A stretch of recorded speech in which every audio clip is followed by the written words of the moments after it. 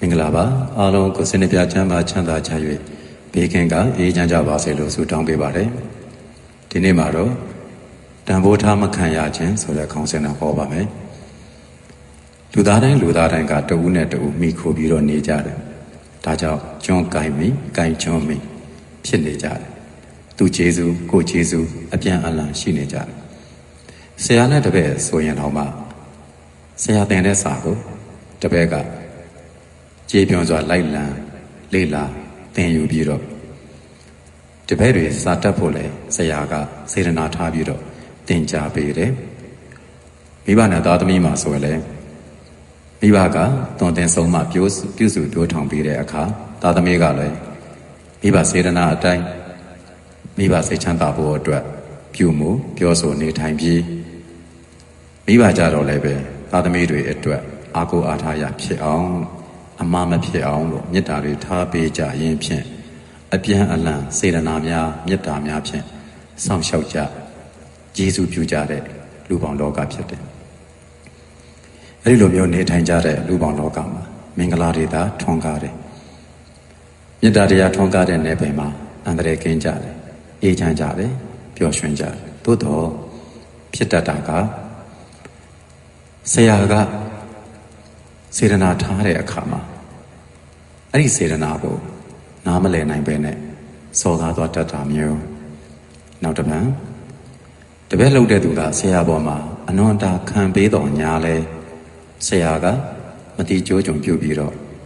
ကိုယ့်အပေါ်မှာအတိမတ်မပြူပဲတပားသူကိုသာအာယုံဆိုင်ညနာတာပေးနေတာမျိုးမိဘနဲ့သားသမီးမှလည်းဒီအတိုင်းပဲမိဘအနစ်နာခံရတဲ့တာတွေကိုနားမလဲပဲနဲ့ကိုရဖို့အတွက်သာစိတ်ထဲမှာထားပြီးတော့အတ္တကြီးတဲ့သားသမီးဖြစ်တဲ့အခါရှိနေတဲ့အခါမိဘတို့ကသူတို့ရဲ့မေတ္တာတွေသူတို့ရဲ့စေတနာတွေတန်ဖိုးထားမခံရတဲ့ဘဝကိုရောက်ကြတယ်တချို့မိသားစုမှာကြတော့သားသမီးကအနစ်နာခံတယ်အဲ့ဒီအနစ်နာခံတဲ့သားသမီးကိုအတိမတ်ပြုမခံရပဲနဲ့အနစ်နာမခံတဲ့သားသမီးကိုမိဘကပို့ပြီးတော့ကြာနေတာမျိုးခြုံတဲ့အခါမှာအနစ်နာခံတဲ့သားသမီးကသူတန်ဖိုးထားမခံရတဲ့အတွက်ကြောင့်စိတ်ထိခိုက်ရတယ်အဲ့ဒီလိုပဲလောကမှာဒီနံပါတ်1အရာကကောင်းပေမဲ့နံပါတ်2ကလိုက်ကောင်းချင်မှကောင်းတာနံပါတ်2လူကကောင်းနေပေမဲ့လည်းနံပါတ်1လူကလိုက်ကောင်းချင်မှကောင်းတာနံပါတ်1ပုဂ္ဂိုလ်ဘလောက်ကောင်းပြနံပါတ်2ပုဂ္ဂိုလ်ကတန်ဖိုးထားချင်မှထားတာဒီတိုင်းပဲနံပါတ်2ပုဂ္ဂိုလ်ဘလောက်အနစ်နာခံနံပါတ်1ပုဂ္ဂိုလ်ကအတိမတ်ပြုခြင်းမှပြုတာအဲ့လိုအခါမျိုးတွေ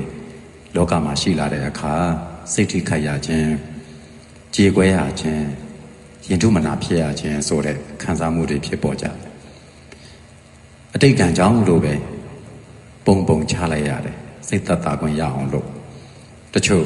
ရှောင်ထွက်လို့မရတဲ့လူအတိုင်းဝိုင်းထဲမှာအဲ့ဒီလိုလူစားမျိုးတွေနဲ့ထိတ်တိုက်တွေ့ပြီးတော့စိတ်မချမ်းသာခြင်းကိုအမြဲခံစားနေရတဲ့သူမျိုးတွေရှိတယ်။နားလည်မှုဘယ်တော့မှမရှိဘူးတန်ဖိုးဘယ်တော့မှမထားပေးဘူး။အတိမတ်ဘယ်တော့မှမပြုဘူးဆိုတဲ့လူအနားမှာ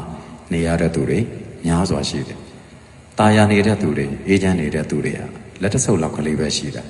။တကယ်ပြင်ပလောကမှာအဲ့ဒီအတိုင်းဖြစ်နေတာ။အစင်မပြေကြဘူး။အတိမတ်မပြုကြဘူး။အဲ့တော့များလိုက်ရောလေများရောင်းတက်လေဆိုတဲ့သဘောမျိုးတွေသာများတာစောရခစကားပြောမယ်ဆိုရင်တော့မဟုတ်ပါဘူးဟလာတို့အိမ်မှာတော့ကောင်းတာပဲပြောကောင်းပြောမယ်အဲ့လိုအိမ်မျိုးကနည်းနည်းလေးပဲရှိတယ်အဲ့တော့မေတ္တာတွေထွန်းကားမှသူတစ်ပါးရဲ့တန်ဖိုးလူတစ်ယောက်ရဲ့တန်ဖိုးတွေကိုသိကြမှာကိုချင်းစာပေးမှလည်းပဲတစ်ဖက်လူရဲ့စိတ်နေစိတ်ထားကိုနားလည်ပေးနိုင်မှာကိုယ့်ဘောကောင်းတယ်ဆိုလို့ရှိရင်တန်ဖိုးထားပေးရမယ်ကိုယ့်ဘောမှာအနစ်နာခံတယ်ဆိုတာကိုလည်းမတိကျိုးကြုံမပြိုးရဘူးနားလည်ပေးရမယ်သူတော်မှကိုယ့်အတွက်သူ့ရဲ့ကိုယ်စွမ်းဉာဏ်စွမ်းတခါတရံမှာငွေအစွမ်းတွေပါတတ်တယ်အဲ့ဒါအတိမှန်ပြုပေးရမယ်နှုတ်နှင်တော်၎င်းကာယကံမြောက်တော်၎င်းတန်ဖိုးပြန်ထားပေးရမယ်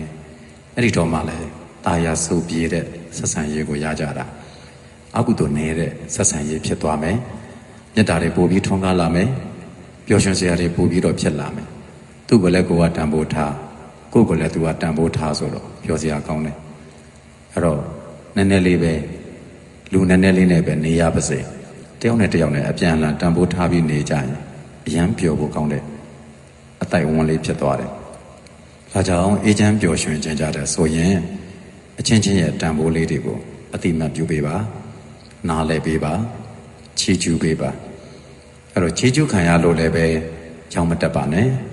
ဒါကိုယ့်ကိုအတိမတ်ပြုတယ်ဆိုပြီးတော့ကျင့်နှံ့နေလိုက်ပါအပြန်အလှန်ကာယကံမှုဝစီကံမှုမနောကံမှုနဲ့စောင့်ရှောက်ပေးရင်အပြန်အလှန်တန်ဖိုးထားကြမယ်ဆိုရင်စိတ်မချမ်းသာစရာတွေစိတ်ထိခိုက်စရာတွေကြုံလာမှာမဟုတ်ပါဘူးဒါကြောင့်အာလုံးသောတရားနာသူအပေါင်းပရိသတ်အပေါင်းတို့သည်တန်ဖိုးထားမခံရလို့စိတ်ထိခိုက်ကြေကွဲရတဲ့အရာမျိုးတွေကကင်းဝေးပါစေအမြဲတမ်းကိုယ့်ကိုယ်တန်ဖိုးထားသူနဲ့ကြုံနိုင်ပါစေအေးချမ်းပျော်ရွှင်အောင်မြင်ကြပါစေ